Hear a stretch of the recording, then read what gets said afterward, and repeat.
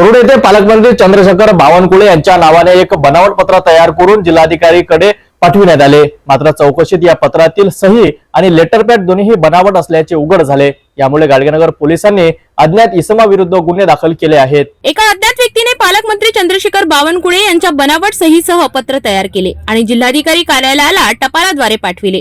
पत्रात वरुड नगरपालिकेतील वरिष्ठ लिपिक गौरव इंगोले यांच्यावरील कारवाई संदर्भात आदेश असल्याचा उल्लेख आहे।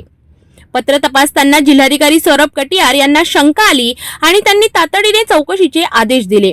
पालकमंत्री जनसंपर्क कार्यालयातील ओएसडी योगेश कोटेवार यांनी पत्रकाचे बारकाईने निरीक्षण केले। लेटर हेडवरील महाराष्ट्र राज्याची राजमुद्रा, सही आणि मजकूर हे सर्व बनावट असल्याचे स्पष्ट झाले। पत्राची झेरॉक्स प्रत 10 मार्च रोजी टपालाद्वारे प्राप्त झाली होती। फिर्यादी योगेश कोटेकर याच्या तक्रारीवरून गाडगेनगर पोलीस ठाण्यात अज्ञात व्यक्तीविरुद्ध गुन्हा नोंदविण्यात आला आहे। कलम 318(4), 336, 340(2) अंतर्गत हा गुन्हा नोंदविण्यात आला असून बनावट सही आणि बनावट सरकारी कागदपत्र तयार करणाऱ्या आरोपीचा शोध सुरू आहे। सरकारी अधिकाऱ्याच्या नावाने फसवणूक करणाऱ्या व्यक्तीवर कठोर कारवाई आवश्यक आहे। हा प्रकार उघड झाल्यामुळे प्रशासनाने सतर्क राहण्याची गरज आहे।